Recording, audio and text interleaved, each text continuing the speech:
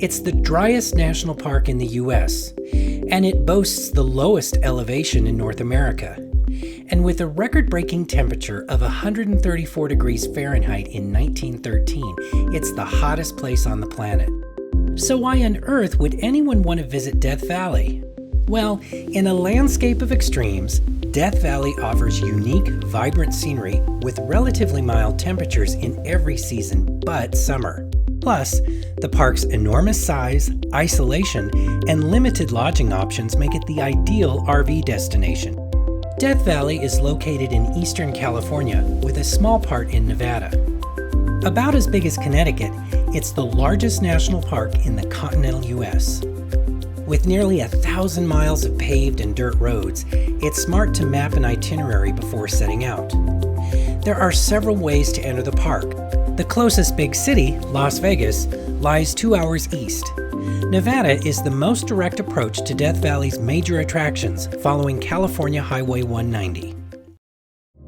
Just past the park's east entrance, a left turn leads to Dantes View Road. It's 13 miles, and several hairpin turns to reach the park's most expansive overlook.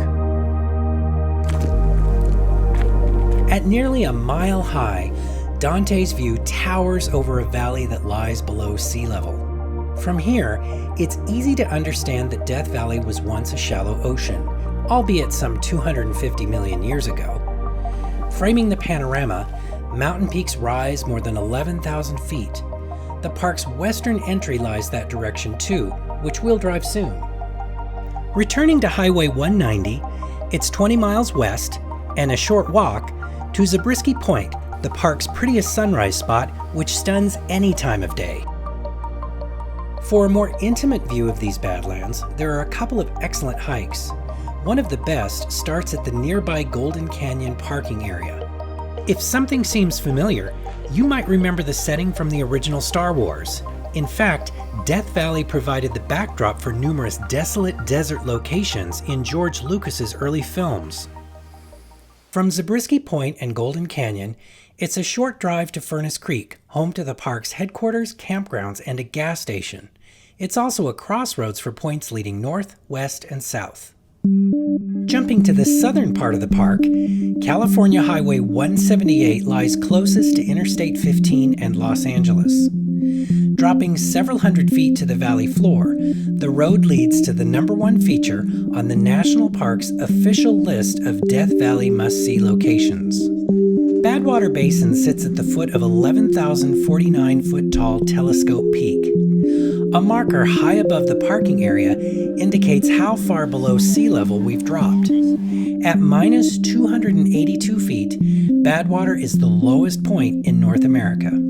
Stretching in every direction for nearly 200 square miles, this is the largest protected salt flat in the world. Much of the salt comes from the nearby mountains. Rain and melted snow carry minerals into the valley where crystals form as water evaporates. From Badwater, it's 6 minutes north on Highway 178, and then a right-hand turn onto Artists Drive. This 9-mile, one-way route winds through another harshly beautiful wonderland. World-renowned for its rocky terrain, Death Valley is an open-air museum covering much of Earth's geological history. Artists' Palette is the main highlight along this short drive. It showcases the park's volcanic past when ash and cinder eruptions and then erosion crafted these multicolored hills. Another remarkable volcanic feature lies 62 miles from Artists Drive. Heading north, the route passes through Furnace Creek and park headquarters again. About an hour later, the drive reaches Ubehebe Crater, 600 feet deep and a half-mile across. In Death Valley terms, Ubehebe is a baby, formed just 2,100 years ago or so when rising magma hit groundwater, creating steam and gas explosions.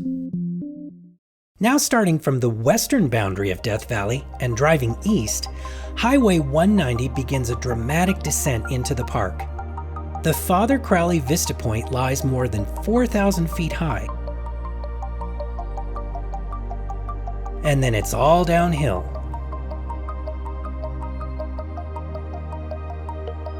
30 miles later, a right turn heads south on Emigrant Canyon Road. 30 miles more, the last two on rough dirt, lead to 10 charcoal kilns used to provide fuel for silver and lead ore processing. Constructed in 1876, they're thought to be some of the best preserved charcoal kilns in the western U.S. Returning to Highway 190 and continuing east, yet another distinct geologic landform comes into view.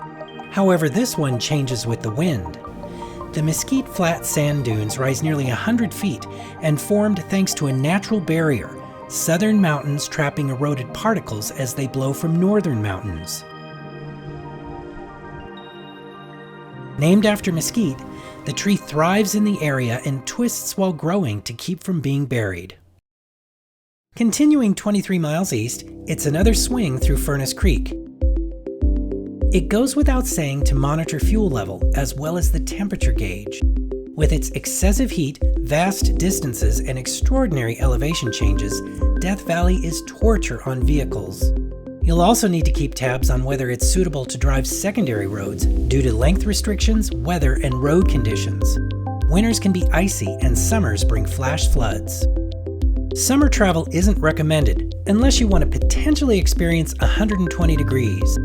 And be sure to make campground reservations as spots fill up quickly in fall, winter, and spring. Defined by bright colors in the rawest of environments, this is a park of superlatives, right down to its theatrical name. And yet a visit reveals Death Valley is very much alive.